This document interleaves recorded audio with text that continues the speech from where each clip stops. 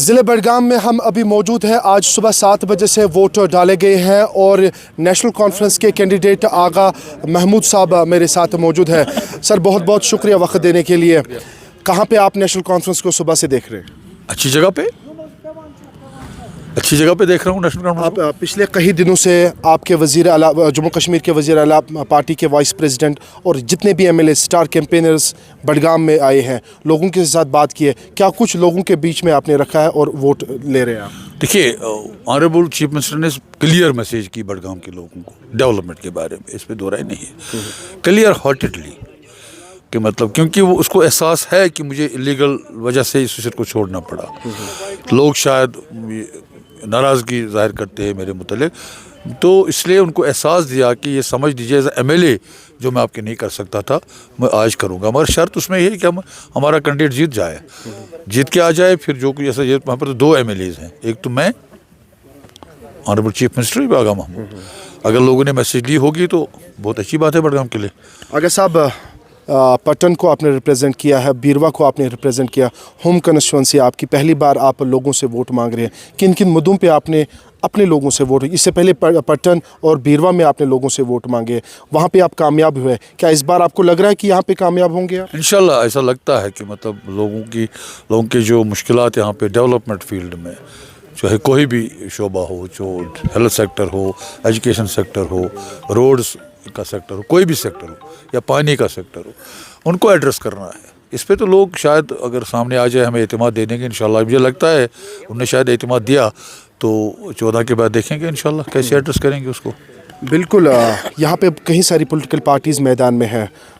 PDP के साथ साथ कई सारी पॉलिटिकल पार्टीज़, इंडिपेंडेंट कैंडिडेट्स जो है वोट को डिवाइड करेंगे। क्या आपको लग रहा है कि जो आपका मेन बैलेट है यहाँ पे वो डिवाइड होगा, और पीडीपी को कहाँ पे देख रहे हैं? देखिए, मैं जो नेशनल कांग्रेस का अपना वोट है उसको डिवाइड नहीं कर पाएंगे।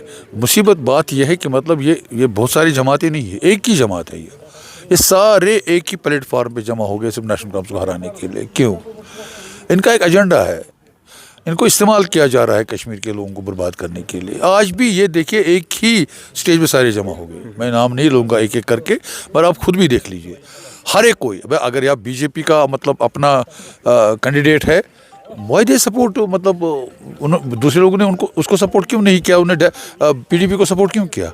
इसलिए बीजेपी को लगा कि हम इस कैंडिडेट को निकाल नहीं सकते हैं। अगर एनसी को हारना है, अपने प्रॉक्सीज को कहा कि आप ही पीडीपी को भी सपोर्ट करें ताकि हम नेशनल कांग्रेस को हराएं। 2024 का स्टार कैंपेनर आगा रुहुल्लाह साहब, वो आपके साथ नहीं दिखे। उन्होंने यहाँ पे कोई भी कैंपेन नहीं किया, हालांकि उनने पोस्टर्स भी निकाले, जो भी मेरा फोटोग्राफ और मेरा नाम इस्तेमाल करेगा उसके खिलाफ कानूनी कार्रवाई। क्या दूरियाँ बढ़ती गई या दूरियाँ ख़त्म हुई? देखिए, बात यह है कि मतलब ये उसकी अपनी मर्जी है, वो पार्टिसिपेट क्यों नहीं करेगा, क्यों नहीं किया उसने पार्टिसिपेट कैंपेन में।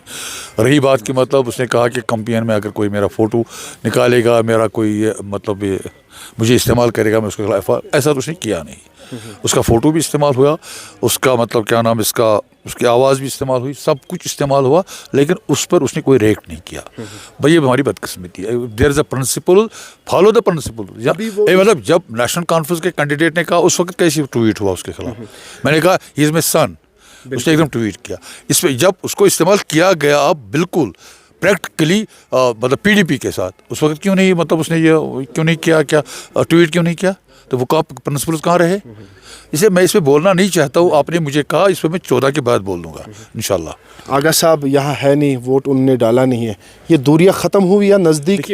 वो यहाँ पे नहीं है, इज़ आउट ऑफ स्टेशन। अगर यहाँ होते वोट डालते, क्योंकि वो भी इसी पॉलिटिकल प्रोसेस का एक आदमी है, वो पार्लियामेंट मेंबर है। नेशनल कॉन्फ्रेंस को वोट डालते हो?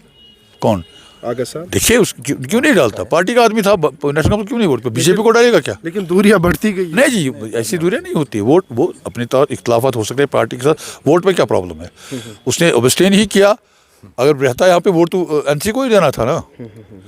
तो अब लगातार जो है वोट डाले जा रहे हैं। कई सारे बूथ्स पे हमने विज़िट किया है, तो आप भी बूथ्स पे गए। क्या आपको लग रहा है कि नेशनल कॉन्फ्रेंस के हक़ में वोट जा रहे हैं? मैं इतना ही कहूँगा कि मतलब जो मेरे पास भी थोड़ी इन्फॉर्मेशन है, जहाँ पर भी ये जो वोट पड़ता है ना, कुछ बूथों के बगैर, मैं क्लियर बात करता हूँ, वहाँ पे एनसी लीड में है। एवरीवेयर जहाँ पे आप जाओ, लीड एनसी की है। पीडीपी दावा कर रही है कि हम यहाँ पे जीत हासिल करेंगे। वो 14 को पता चल जाएगा। वेट करना सिर्फ 2 दिन। आज दिन तो गया ना, 2 दिन वेट करना है, 14 को देखेंगे। कौन जीतता है कौन हारता है। बहुत शुक्रिया सर वक्त देने के लिए। ये हमारे साथ मौजूद है नेशनल कॉन्फ्रेंस के कैंडिडेट आगा महमूद साहब, और तफसीलन जानने की कोशिश की है। हालांकि वोटिंग अभी चल रही है और दावा किया जा रहा है कि हम यहाँ पे जीत हासिल करेंगे। जिस तरीके से 2024 में उमर अब्दुल्ला ने यहाँ पे जीत हासिल की थी, और आगा महमूद भी वही दावा कर रहे हैं कि हम यहाँ पे जीत हासिल करेंगे। अब देखने वाली बात ये होगी कि 14 तारीख को किसके सर ताज सजेगा। बाकी अपडेट्स सब तक पहुँचाएँगे, तब तक आप देखते रहिए जेके न्यूज़ पॉइंट।